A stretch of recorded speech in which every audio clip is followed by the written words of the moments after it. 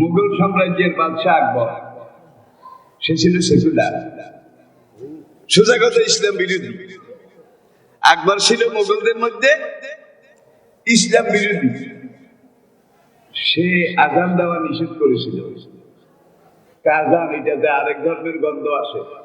ওই যে অন্য ধর্মের প্রজা, তারা আজান শুনলে আমাদের বুক কাঁপে।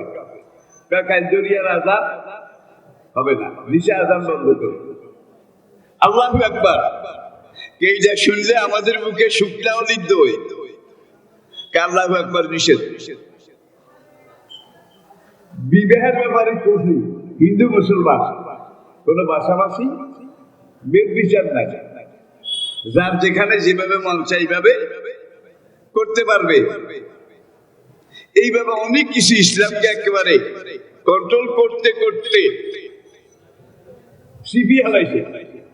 সেখানে একজন দ্বীনের আলেম, দ্বীনের দায়ী, দ্বীনের রাই, দ্বীনের নকিব, দ্বীনের মুজাহিদ হযরত আল্লামা মাওলানা শেখ আহমদ শেরহামদি মুজাদ্দিদে আল-ফিসানি, কয় না খা মুজাদ্দিদে আল-ফিসানি, তিনি আকবরের বিরুদ্ধে দাঁড়াইছেন। মাত্র একজন, পুরা ভারত উপমহাদেশ তিনি আকবরকে একাই সাইজ করেছেন। তার লগে ছিল আরেকজন মোল্লা দোপেয়াজা, নাম শুনছেন বোধহয়। এখন মুজাদ্দিদ আল-ফিসানি বাইরে স্লোগান দিচ্ছেন, ইসলাম ছাড়া অন্য কিছু মানি না। মুজাদ্দিদ আল-ফিসানিকে অ্যারেস্ট করা হলো, অ্যারেস্ট করে জেলে নেওয়া হলো। মন্ত্রী পরিষদের মধ্যে আকবরের মন্ত্রী দুই একজনের নাম শুনবেন, বলো। আবুল ফজল, ফয়জি, বীরবল, টোডরমল, মিয়া তামসেন। বীরবল, টোডরমল, মিয়া তামসেন, বেতাল ভট্ট। নামে বুঝতে পারছেন কোনটা কোন সিজ, কোনটা কোন সিজ, কোন খেওয়া ঘাটের মাঝি। এরা সবাই ইসলামের বিরোধিতা করে। এখন আকবর খান মেজরিটি মাস্ট বি গ্রান্টেড। আমার অধিকাংশ মন্ত্রী উপদেষ্টা যেটা কয় এটাই আইন, ঠিক কিনা বলেন? মোল্লা দোপেয়াজা মানি না, মানবো না। একজনে কয় মানি না, মানবো না। এখন সব এমপি, আকবরের সব উপদেষ্টা মোল্লারে শুধু গালি দেয়। আকবর একদিন আমাদের নবীজির জীবনী, রাসূলুল্লাহর জীবনী, এটা নিয়ে ড্রামা করবে। ড্রামা এই যুগে নাই। ওই যে মঞ্চ বানাইয়া বুড়িয়ারা দেখছে সিরাজদৌলা, এইটা ওইটা মঞ্চ নাটক এই যুগে নাই। তখন আকবর সিদ্ধান্ত নিল যে নবী সাল্লাল্লাহু আলাইহি সাল্লামের জীবনের নাটক এটা করবে। মুজাদ্দিদ আল-ফিসানিও বিরোধিতা করলেন। মোল্লা দোপেয়াজা বেয়াদব ডিগ্রেড, নবীজির জীবনে নিয়ে নাটক করবি, হারাম, খবরদার, করা যাবে না। ভাই বেচারা একজন, এত সুর আর এত হুঙ্কারে বেচারা একটু কর্নার হয়ে গেছে। এখন মোল্লা শুধুকে হারাম, কুফরি, নাজায়েজ। আকবর আর তার হিন্দু বীরবল, টোডরমল, মিয়া তামসেন, বেতাল ভক্ত, এই মন্ত্রীরা কয় ইসলামের নবীর জীবনী নিয়ে নাটক হবেই হবে, আমরা করবই করব। ভাই ট্রেনিং দিছে 2 মাস, কে কোন নাটক, কে কোন পাঠ নিবে, সবাইকে ভাগ করে দিছে। একজন আবু বকর, একজন ওমর, আরেকজন উসমান, আরেকজন আলী বানাইছে। হিন্দুও বানাইছে, সো-কল্ড মুসলিম, তথাকথিত মুসলমানও বানাইছে। সবাই কিন্তু সেকুলার, আকবরের পক্ষে। এখন আকবর সে দরবারেও আসে না, কোনো কিছু করে না, বা প্রতিবাদ এটা করে না।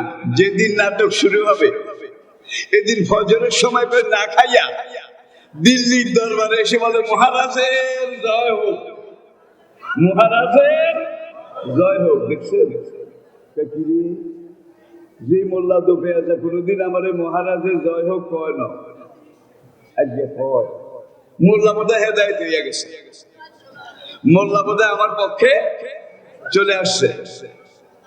এখন একবারে কয় মোল্লা তাইলে ভগবান তোমার ইমান দিছে, কহ যাবো না, একবার পুরে ইমান পাইছি। কয় কি? নাটক তো আজকে শুরু, তুমি ভালো সময় আসবে। কয় মোহাম্মদ কারে বানাইছেন, মোহাম্মদ কারে বানাইছেন? একবার কে আমি নিজে মোহাম্মদ। আবু বকর কে? বেতাল বক্তব্য। ওমর কে? বীরবল। ওসমান কে? টোটাল বল। আলী কে? মিয়া তামশেদ। নামে বুঝছেন তো, জাতপাত বুঝা যায় তো। সঠিক ইতিহাস বলছি আমি, ইতিহাসের বাইরে একটা কথাও নাই। এখন নাটক শুরু হবে। এইবার বাদশাহ একবারে কয় মোল্লা হেদায়েত হয়ে গেছে, আজকে আমাদের পক্ষে চলিয়ে আসে। মোল্লারে আগে সবাই মিলে একটা একটা সোনার মোহরের মালা গলায় পড়াইয়া দাও। মোল্লা যা নাটকের বিরোধিতা করে না ভাই, সবাই দিছে। এখন এই সোনা দানায় বুক ভরে গেছে। আকবর এবার নাটক শুরু করবে। আইয়ুহান নাস কুলু লা ইলাহা ইল্লাল্লাহ তুফলিহু। নবীজি দেখেন গুহা থেকে এসে প্রথম দিয়েছিলেন। মোল্লা যাইকা বাদশাহ হুজুর আপনি মোহাম্মদ হোসেন, আবু বকর, ওমর, ওসমান, আলী ওই সাতজনে বানাইছেন। আবু জেহেল কেন বানাইছেন এইটা তো মনে নেই, নাটকের অর্ধেকে তো বাদ গেছে। আবু জেহেল নাই মানি নাটকের অর্ধেক নাই। ফেরাউন না থাকলে মুসা জীবনের অর্ধেক খুঁজে পাওয়া যাবে না, ঠিক না বলে? দুইজনরে একত্র করেই মুসার জীবন। আমি কি বুঝাইতে পেরেছি? খুব লক্ষ্য করুন, আমি বেশিক্ষণ কথা বলবো না। এখন আবু জেহেল কারে বানাইছেন? বেতাল বর্তরে কইছিলাম তুই হিন্দু মানুষ, তুই আবু জেহেল হিন্দু আছি আছি বাবা আছি, আবু জেহেল হইতে রাজি নেই। তামসেনে কয় জবা কুসুম আশঙ্কা সমকাশ্য বিয়ং নাশং ও চামুণ্ডে জয় জয় সম্ভয় সম্ভয় সর্বসত্তম সাহা। মহারাজ 1000 বার মরতে রাজি আছে, কিন্তু আবু জাহেল হইতে রাজি নেই। মালাউল একটাও রাজি আছে। আবুল ফজল ফয়েজ সরকারি আলেম, সেই যুগে ছিল, এই যুগে হয়তো নাই। সরকারি আলেম, এখন কেউ রাজি হয় না। মোল্লা দুপয়া জায়গা, আরে এত পরিশ্রম করলেন, এত পয়সা খরচ করলেন, এত ট্রেনিং দিলেন, নাটকের তো অর্ধেকে বাদ রয়েছে, এটা তো নাটক হবে না। এবার আকবরে কয় তুমি যখন হেদায়েত হইছো, আল্লাহ তোমার ইমান দিছে, তুমি তো হুজুর মানুষ, তোমারে কইতে ডর লাগে। কেউ তো আবু জেহেল হইল না, তুমি যদি একটু কষ্ট করিও তাহলে আমার নাটকটা পূর্ণতা পাবে। মহারাজের জয় হোক, 100 বার রাজি আছি। আমার মহারাজ একটা নাটক করবে, নাটকটা ব্যর্থ হবে, অপূর্ণ থাকবে, এটা চিন্তা করলে আমার কলিজা ফেটে যায়। ঠিক আছে, আমি আবু জেহেল হইলাম। এখন ওই পুরান খাট একটা ভাঙ্গা ছিল মসজিদের এক পাশে, বাড়ি থেকে আজকে পাগড়ি পুগড়ি বেঁধে একেবারে 16 ঘাট বন্ধ করে কোমরে বেল্ট টেল পরে মোল্লা মুজাহিদের মতো আসছে। কিন্তু এইবার আকবরে যখন দাওয়াত শুরু করেছে, আইয়ুহান নাস কুলু লা ইলাহা ইল্লাল্লাহ, এখন মোল্লা এক দৌড় দি খাটের ভাঙ্গা হায়াই গাইছে। আমি কই তুই কাফের, তুই মৃত্যু, তুই জাদুকর, তুই পাগল। মোল্লা কিন্তু কারে কয় ভারতবর্ষে এত বড় কলিজা কার? আমারে কাফের, মৃত্যু, পাগল, জাদুকর, এত বড় বুকের বাড়া কার? কারে কয় তোরে কই? তুই বোঝার চেষ্টা করে। একবার কেন আমারে কয়? আবু জাহেলে মোহাম্মদের এগুলা কইছে, পাগল কইছে, মৃত্যু কইছে, জাদুকর কইছে, এই মাত্র নাটক শুরু। মহারাজ আপনার সামনে সালাম, আমি আবু জাহেল আমারটা সালাইতে আছি। इब्तिदा इश्क है रोता है क्या, आगे आगे देखिए होता है क्या। একবার কয় নাটকের খাতা কিনে তুই এইভাবে আরো বুদ্ধি হিটবি, পাগল মৃত্যু জাদুকর এই এতভাবে কবি ঠুকু আমি আর নাটক কইসে বন্ধ। এইবার আবার বীরবল টোডরমল তারা কার নাটক তো মাঠে মারা গেছে।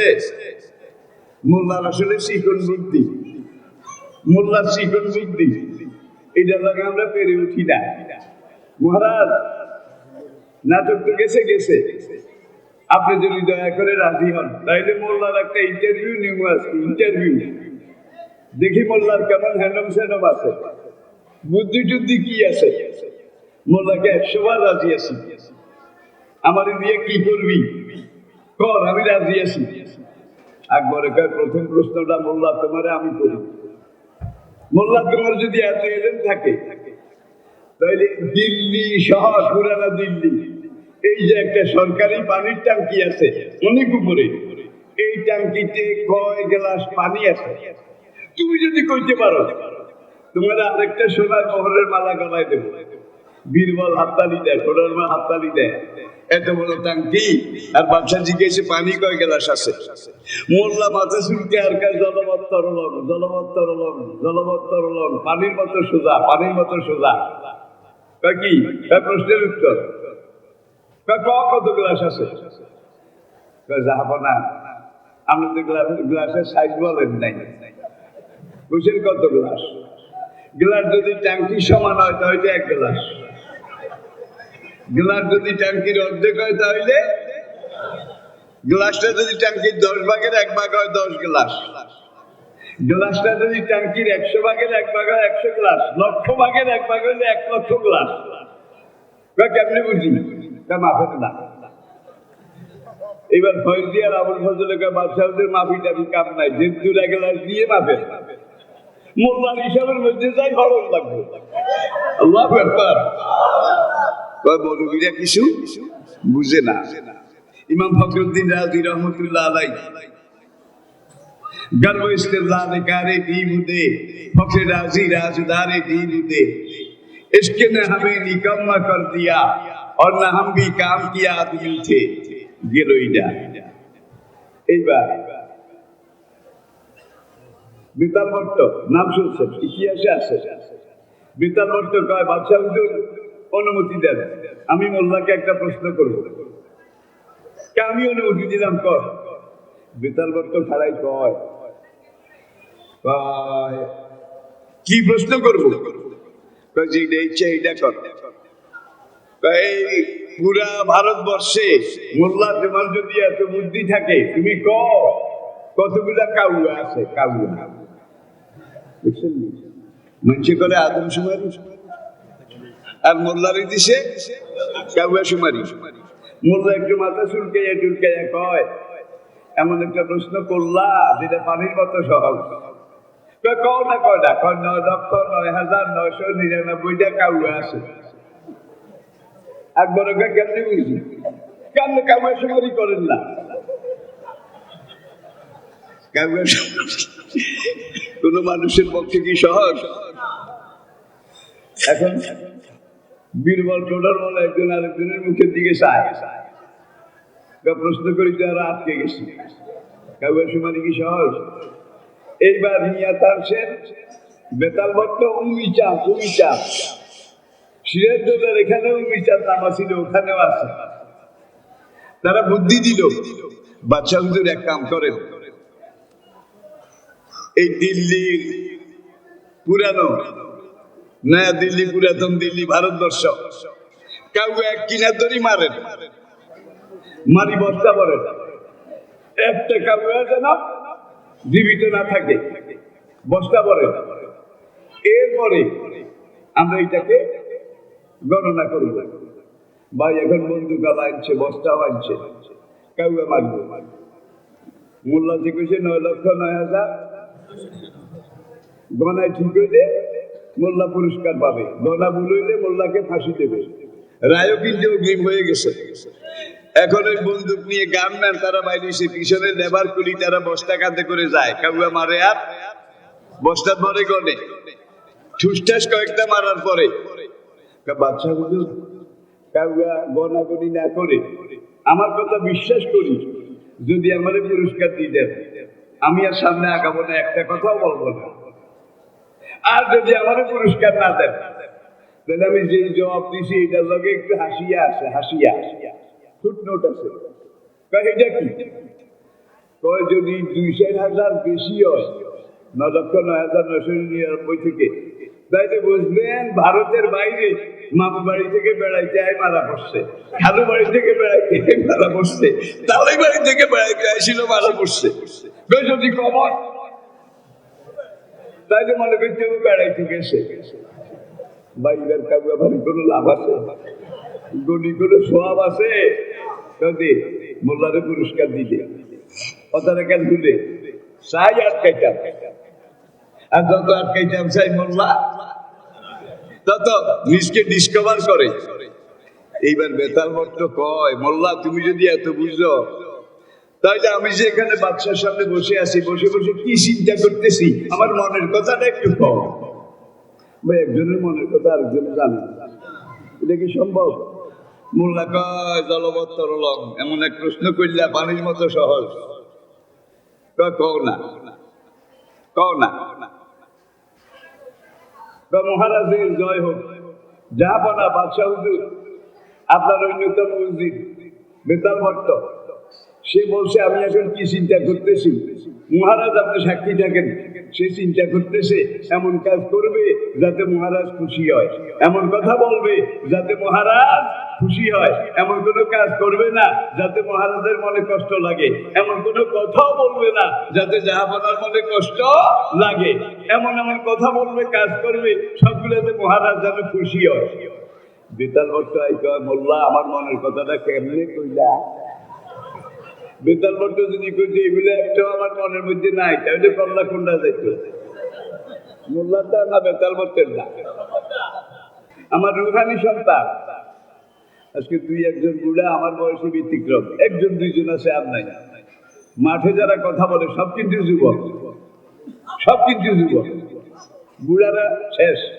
আমি বুড়া কোন হাকিগির হয়ে গেছি, বুঝছেননি?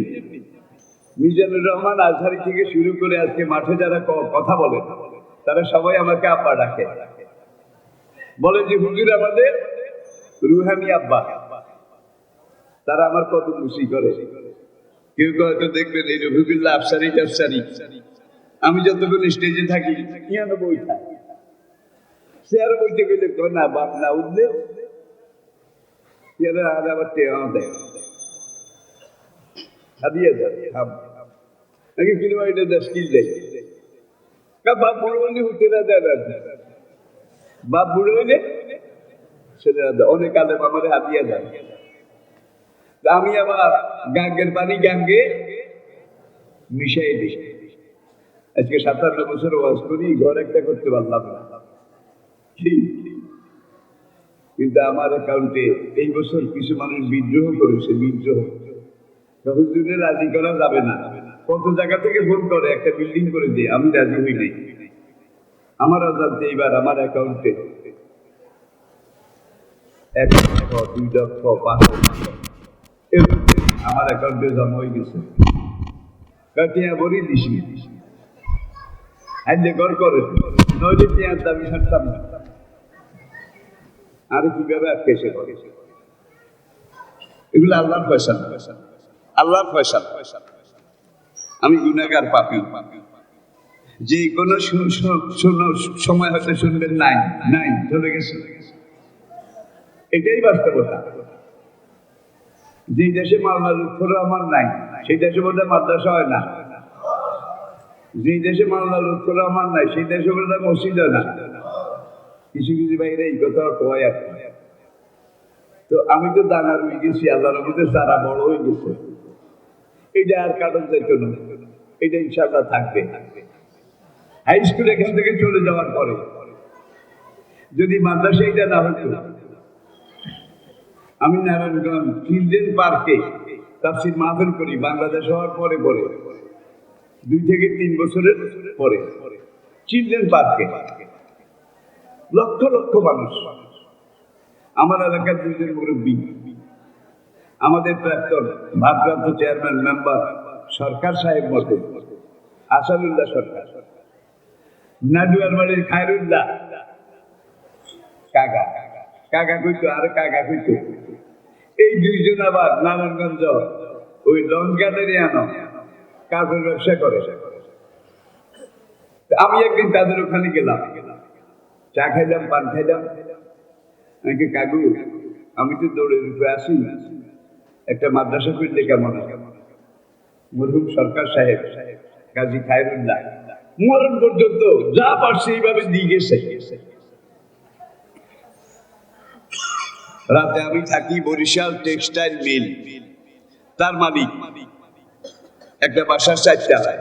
আমি বললাম সন্ধ্যার পরে দোকান বন্ধ করে সেখানে আসেন, আমরা বিস্তারিত কথা বলবো।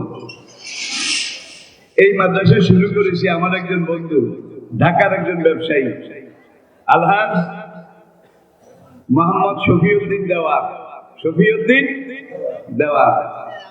কুমির বিটার ঘরটা পুরা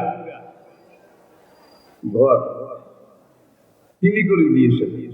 বলে টিনের ঘর একটা করছে, এটা এত বাহাদুরি করেন কিনলে। এই সময় আমার দেশে একজন প্রবাসীও ছিল না, 1974 একজন বড় ব্যবসায়ীও আসিল না। সেটা দিয়ে শুরু, হাঁটি হাঁটি পা পা করে আজকে আমরা এখানে। শুরুর দিকে যারা করেছেন তারা অনেকে নাই, আমিও থাকবো না। আমরা না থাকলে কি আপনারা মাদ্রাসা ধরে রাখবেন না? চালিয়ে যাবেন না? রাজি আছেন কিনা হাত দেখান, রাজি আছেন কিনা হাত দেখান। আল্লাহ কবুল করুন। মাল্লা আব্দুল মান্নান খুব সুন্দর ওয়াজ করেছেন। মাহমুদুল হাসান তো আরো ওয়াজি দি গ্রেট, আলেম দি গ্রেট, তিনি এখন আসতেছেন। পিছনে যারা বসা আছেন, কোরআনে একটা আয়াত কইতামনি ইয়া আইয়ুহাল্লাযীনা আমানু ইযা কিলা লাকুম তাফাসসাহু ফি মাজলিসিন ফাফসাহু ইয়াফসাহুল্লাহু লাকুম। মাহফিলে যদি বসার জায়গা সংকুলান না হয়, মানুষ যদি ভিতরে বসার জায়গা না পায়, এই অবস্থাতে তোমাদেরকে স্টেজ থেকে যদি কয় তোমরা একটু সামনের দিকে আগাও, ইয়াফসাহু লাকুম, সামনের দিকে আগাও, আর একটু গায়ে গায়ে লাগাও, ফাফসাহু, সঙ্গে সঙ্গে সবাই আগাই যাইও, ইয়াফসাহুল্লাহু লাকুম। তাইলে আল্লাহ আখিরাতে হাসরের মাঠে আপনাদের সবার জন্য বেহেশতে যাওয়ার রাস্তা পরিষ্কার করে দেবেন।